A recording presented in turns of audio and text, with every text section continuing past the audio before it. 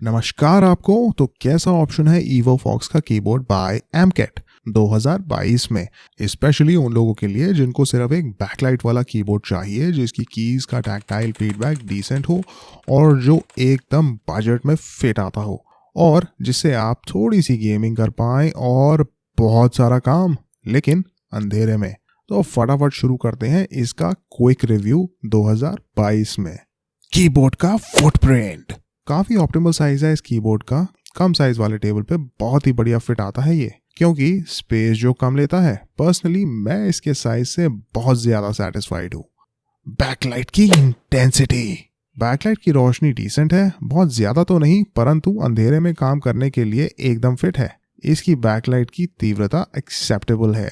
Keyboard का wait, क्योंकि ये केवल 900 रुपए में आता है तो थोड़ा प्लास्टिकी है। इसका मतलब सिंपल है कि इसका वेट है अराउंड 500 से 600 ग्राम।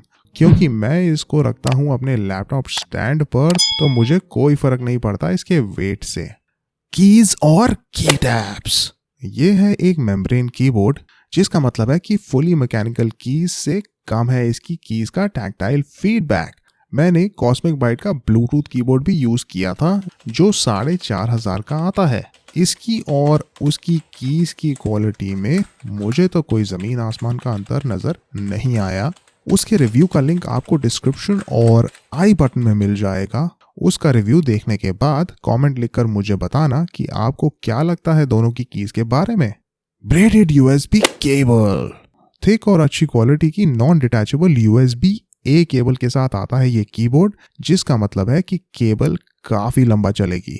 एक बात इस कीबोर्ड की मुझे बहुत बढ़िया लगी और वो है इसका साइज। काफी कॉम्पैक्ट है ये, मेरे काम के स्टाइल और प्रोफाइल में एकदम फिट बैठता है और पॉकेट फ्रेंडली भी है।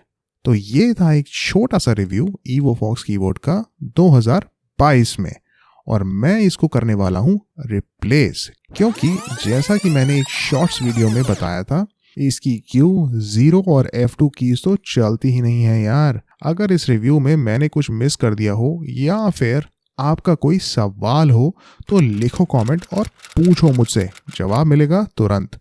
मिलता हूँ आपसे फिर अगले वीडियो में। जय राम जी की।